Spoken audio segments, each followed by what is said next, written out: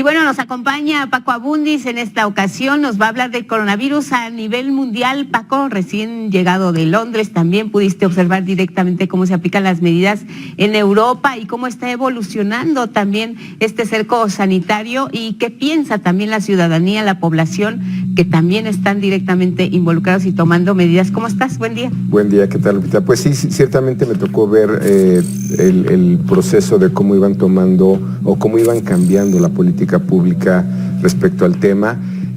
Apenas la semana pasada, el viernes, dieron un anuncio donde Boris Johnson, el primer ministro, dijo cuáles iban a ser las restricciones para alentar la curva de propagación, y el lunes ya estaban corrigiendo, ¿no? Claro. Es decir, esto va día por día, están cambiando las... y todo tiende cada vez a más restricciones. No hay un país que se relaje más. Más bien, a partir de lo que pasó en Italia, que lo tienen muy presente en Europa, pues cada vez se están restringiendo más. Y siento ponerlo así, pero hay muy poca claridad prácticamente en buena parte de estos países sobre cómo están procediendo. Es decir, no hay una política clara, aunque hay consejos de la OMS, la Organización Mundial de la Salud.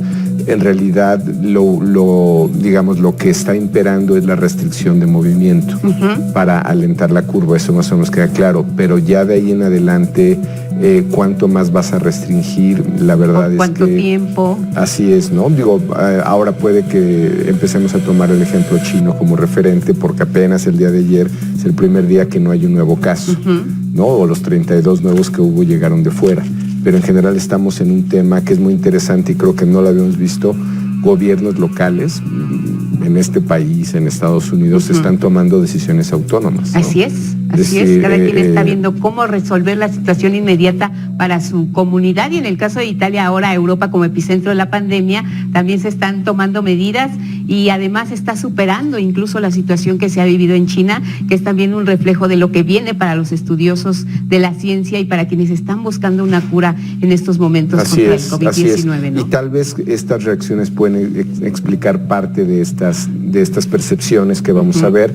Esta es una medición, voy adelantando este estudio que hace Ipsos a nivel mundial. Es un panel que tiene que es la única forma de hacer mediciones por internet, ¿no? Como tal, las encuestas por internet no existen, esa es una ficción, siento ponerlo así, pero en pocos países como este se publican y se difunden de manera masiva. Pero no, esto es un panel y es preciso establecer la diferencia, porque en un panel, Lupita, tú seleccionas a quién vas a entrevistar, tú tienes un grupo de gente reunido, digamos, con quien mantienes contacto, y a partir de ahí decides a quién vas a entrevistar. Pero eso no es una encuesta por internet. Claro. La gente no se autoselecciona, la gente no se sube a la encuesta y decide participar, que es lo que pasa frecuentemente, lamentablemente, en lo que se hace en nuestro país. Pero por eso quiero marcar la diferencia. Muy bien. Estos son datos de un panel, que es el de Ipsos. Tiene pues prácticamente al país monitoreado. En este caso, salvo los casos, digamos, de China, la India, Rusia, donde, dice el propio panel, no son representativas del total de la población, sino de la gente de mayores ingresos y mayor escolaridad. En el resto de los países, el uso de Internet es lo suficientemente masivo como para que sea representativa. Yendo ya a los resultados más allá de la parte metodológica, son 4 gráficas que les voy a presentar. Esta es una primera pregunta y me parece interesante ver estas tendencias. La pregunta fue: ¿está de acuerdo o en desacuerdo con la propuesta de cerrar las fronteras de su país y no permitir que nadie entre o salga hasta que se pruebe que el virus está contenido? Aquí hay una diferencia muy clara entre países asiáticos que sí están dispuestos al cierre. Esta solamente está graficado el muy de acuerdo y el de acuerdo. Es muy interesante cómo la mayor parte de los países asiáticos prefieren el cierre a los países de Europa. Habría que ver esto en el tiempo, esto fue hace 15 días, cómo se comporta esto, pero es interesante cómo la India, China, Vietnam, ve los niveles digamos, están casi en el 80%, muchos de ellos que prefieren el cierre, y otros casos ya muy afectados como la India, pero países, digamos, con tendencias en general más liberales, como Inglaterra, Estados Unidos, Francia, Alemania, donde no se registra el nivel de gravedad que tiene Italia. Exactamente.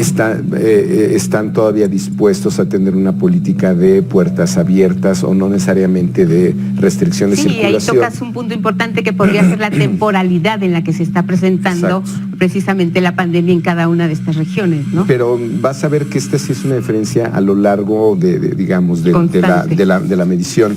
Siguiente pregunta fue: ¿qué nivel de riesgo percibe usted? Ve estas dos, o sea, uno es riesgo personal de salud y otro es riesgo a la economía o a tu trabajo, tu negocio. ¿Qué nivel de riesgo percibe usted que el COVID-19 tiene sobre su trabajo o negocio? Y este es interesante porque esta ya tiene dos mediciones, ¿no? Ve cómo ha ido creciendo de febrero, o sea, en 15 días de diferencia prácticamente, febrero 28-29 a marzo 12-14, ve cómo ha ido creciendo prácticamente en todos los países, pero donde ya se percibía riesgo alto, otra vez es en Asia. En Japón prácticamente no cambia, ¿no? O sea, esto ya estaba en 51. Vietnam crece un poco de 51 a 67, pero China y la India, el riesgo ya estaba ahí. Claro. O sea, estaban en niveles de 51 y ve cómo ha ido creciendo. Por ejemplo, en Australia pasa de 22 a 51, tal vez de los mayores saltos que vemos. Canadá 17 a 45, Francia 25 a 49. Es decir, no es mínimo el nivel de riesgo ahora, pero no existía. Exactamente. No existía, había cierta sensación de no ser vulnerable. Siguiente gráfico. ¿Qué tan probable o poco probable, cree que alguien cerca de usted se contagiará con el COVID-19? Y ve nuevamente cómo va creciendo. Italia es el caso más evidente, y aquí hay tres mediciones: febrero, marzo y marzo, ¿no? Finales de febrero, mediados de marzo, hay error aquí en la fecha, pero bueno, son 15 días de diferencia. Entonces, si ves nuevamente Italia, ve cómo se dispara, ¿no? Ve cuál es digamos, esto es febrero 14 al 15, y esto es febrero 28, 29, y este es marzo, ¿no? Para dar los 15 días de diferencia. Pero ve cómo ya toda la gente, ve Vietnam, por ejemplo, y India y China, que no estaban registrados, pues obviamente, ¿no? Está hasta arriba. Pero, digamos, los países que tienen menos percepción de riesgo sigue siendo estos, los europeos. Seguimos, finalmente, último gráfico. ¿Qué tan de acuerdo o desacuerdo está con la siguiente afirmación? Quedan 5 segundos, Paco. Bueno, finalmente la percepción de riesgo está aumentando, menos en Europa, y se han tomado más precauciones en Asia. Bueno, pues seguimos pendientes, te seguimos en redes. Gracias, Paco. Gracias. Nos vamos a la